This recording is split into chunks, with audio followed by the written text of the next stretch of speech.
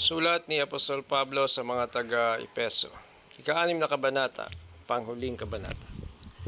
Mga anak, sundin ninyo ang inyong mga magulang sa Panginoon sapagkat ito ang nararapat. Igalang mo ang iyong ama at ina. Ito ang unang utos na may kalakip na pangakong ikaw ay giginhawa at ahaba ang iyong buhay sa lupa. Mga magulang, huwag kayong gumawa ng mga bagay na ikagagalit ng inyong mga anak. Sa halip, palakihin ninyo sila ayon sa disiplina at katuruan ng Panginoon. Mga alipin, sundin ninyo ang inyong mga amo dito sa lupa ng may buong paggalang, takot at katapatan na parang si Kristo ang siya ninyong pinaglilingkuran. Gawin ninyo yan may nakakakita man o wala.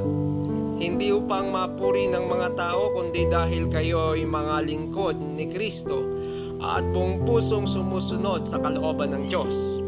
Maglingkod kayo ng masaya ang kalooban na parang sa Panginoon kayo naglilingkod at hindi sa tao.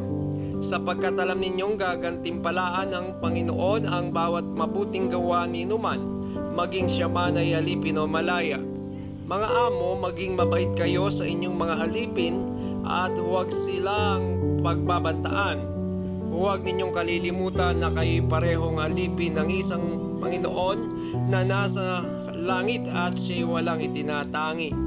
Bilang pagwawakas, magpakatibay kayo sa kalakasang galing sa Panginoon at sa kanyang dakilang kapangyarihan.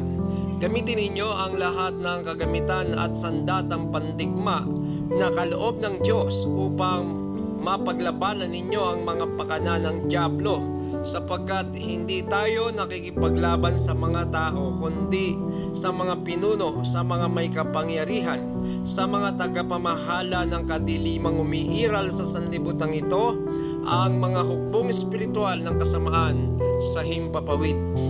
Kaya't isuot ninyo ang kasuotang pandigma na mula sa Diyos.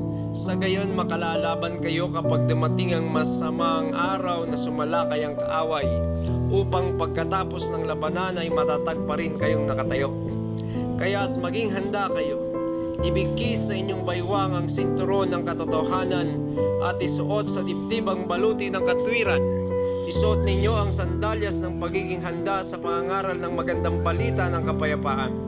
Lagi ninyong gawing panangga ang pananampalataya na siyang papatay sa lahat ng nagliliyab na palaso ng dyablo.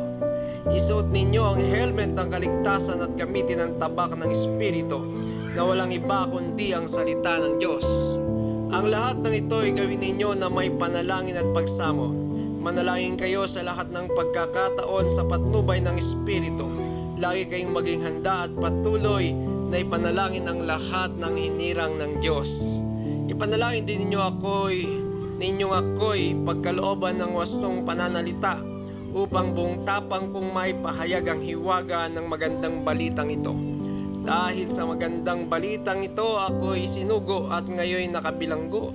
Kaya't ipanalangin ninyong maipahayag ko ito ng buong tapang gaya ng nararapat.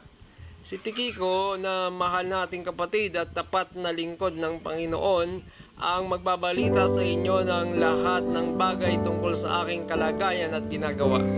Kaya sinusugo ko siya sa inyo upang malaman ninyo ang aming kalagayan at upang palakasin ang inyong loob.